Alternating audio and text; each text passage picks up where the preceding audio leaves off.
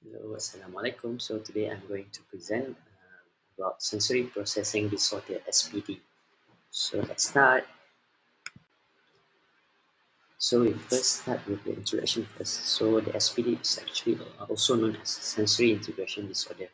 So before we going into sensory processing disorder, we have to know what is sensory processing. So sensory processing is the way nervous system receive message from the senses, our senses, and converting it to motor and behavioral system. So for the sensory processing disorder, they have the problems with their sensory processing. So, mental disorder in which information from the stimuli that is perceived by our senses turns into behavior that is considered to be abnormal. What are the causes of this SPD, the sensory processing disorders? It's actually same between the ADHD, the autism. So it's actually the causes is not yet been identified. However, there are several studies, preliminary research often said SPD is inherited. So either genetically or also it can be possible prenatal and birth complications and also the environmental factors. So for the genetic, there's nothing to explain. But then the prenatal and birth complication, it might be the exposure to the chemicals during prenatal, during pregnancy, and could be exposure to chemicals, medication, toxins, snake, drugs, alcohol, or great emotional stress also can cause the SPD. And also prematurity of low birth weight and birth trauma, including cesarean sections, and also lack of oxygen during birth or surgery been after birth, like direct surgery. So due to the for the environmental factors, it's actually the postnatal after pregnancy. So it's exposure to the environment pollutants, child abuse, insufficient stimulant. For example, limited play and interaction between the parents and also the children, and also lengthy hospitalization. So in terms of premature baby, and have other congenital abnormalities during uh, birth, and then require a long durations of hospitalization, so it can cause SPD to the children. And what are the problems facing by these children who have SPD? So the first one is like problem with reacting in unexpected ways to what they hear, to what they see, what they smell, what they taste or touch. Second one is the problems with spatial awareness because the proprioception senses, which mean our body awareness and our body spatial awareness. So in this type of children, they will have problems and sense of balancing because of the vestibular also, the vestibular senses. And number three is problems with eating, dressing, brushing, because they have problems also with their fine motor skills and also the gross motor skills. And problems with fine motor skills, like I said, problems. Number six is problems with social skills for the interactions, communications with other children. So this is the graph of sensory processing disorder. They have types of it. So sensory processing disorder is divided into three: sensory modulation disorder (SMD), sensory discrimination disorder, and also sensory based motor disorder. So under sensory modulation disorder, it have SOR, SUR, and SS. Sensory over responsive, sensory under responsive, sensory seeking. So that's under sensory modulation disorder. Later on, I will explain in details regarding the sensory modulations disorder, sensory discrimination disorder, and also sensory-based motor disorder. And under sensory-based motor disorder, they have two types, which is dyspraxia and also postural disorder. Let's start with the first one, sensory modulation disorder. So what is sensory modulation disorder? It is difficulty regulating responses to sensory stimuli, which means it can be over responsive, it can be under responsive, or it can be sensory seeking or sensory craving. So talk about the over responsivity first. It also may be characterized as sensory avoidance. So it's over responsive, hyper responsive. So it's avoid the sensory that he or she avoids the sensory input. So what we can see is an exaggerated response of nervous system to sensory input that most people find tolerable. So for example, in this SPD, in the children with SPD, so it's mostly it have fight or flight mode even when no real danger exists. So that is the what we can see from the children with SPD, and it present as tactile defensive and not tolerate clothing or other tactile input. Tactile means touch receptors, not touch receptor. It's touch sense. So it becomes defensive and not tolerate clothing because of the cloth touching the skin. And also the children may present as fearful to movement because of the vestibular senses. So they're afraid of the balancing and the movement, jumping because it can disrupt the vestibular senses. And this is the characteristic, and because of the over responsive, this what you might see in this type of children with SPD. And what is under responsibility? It may also be characterized as passive. So passive children, what you can see a lack of response or insufficient response to sensory input, and may also appear to be daydreaming in class or in house, or unfocused on what is happening around them, and appear to be quiet, appear uninterested and difficult to engage with this type of with these children with SPD, and require more sensory input to get their sensory system to respond.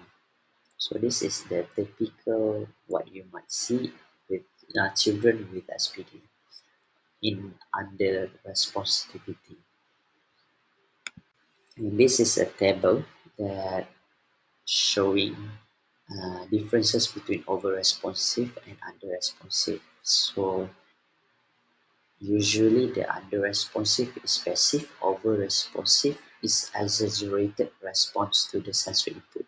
So it's contra. And this is the type.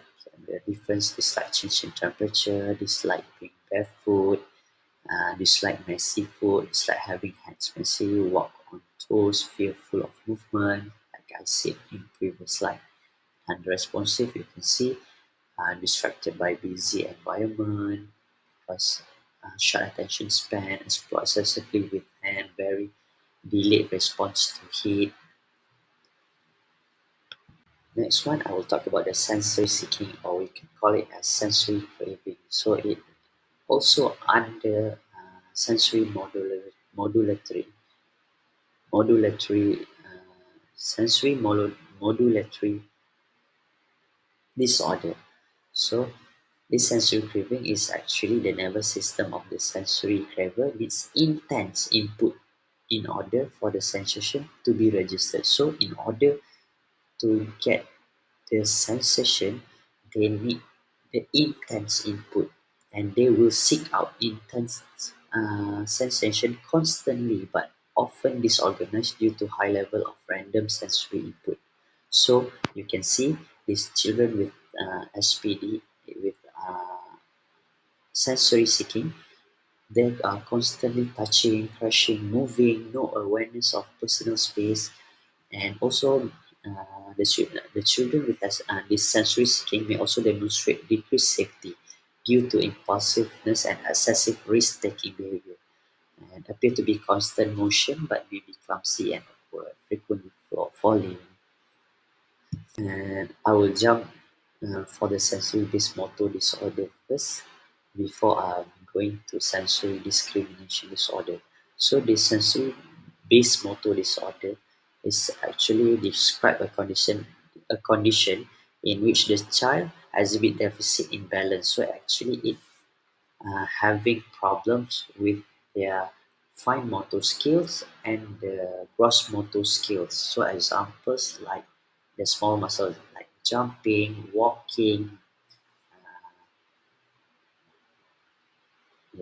jumping, throw ball, and then for the fine motor skill like holding scissors, zip, and having problem with buttoning, zipping. That is for the sensory-based motor disorder, based mainly because of fine motor skills and gross motor skill. So normally brain receives sensory message and then produce an adaptive response. So actually the sensory input come and then brains will interpret and will come the response, the motor output. But for children with sensory-based motor disorder, they will respond incorrectly to the surrounding environments. So either they not understand the space or they have the inability to move the body in the right way. And they have two types, dyspraxia and also postural disorder. Dyspraxia is actually difficulty with ideation and sensory feedback to plan and execute movement.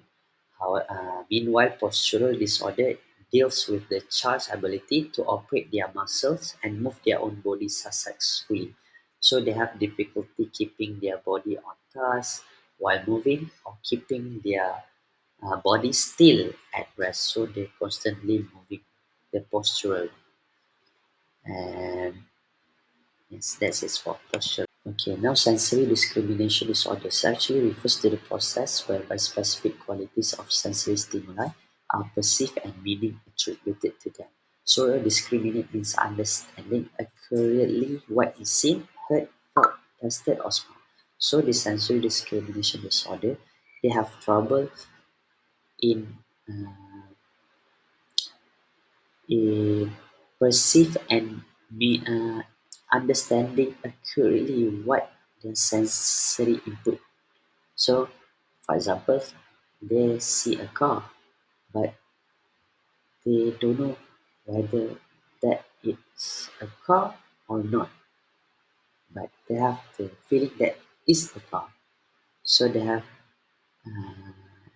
discriminate means understanding accurately what is seen. Apa yang dia nampak.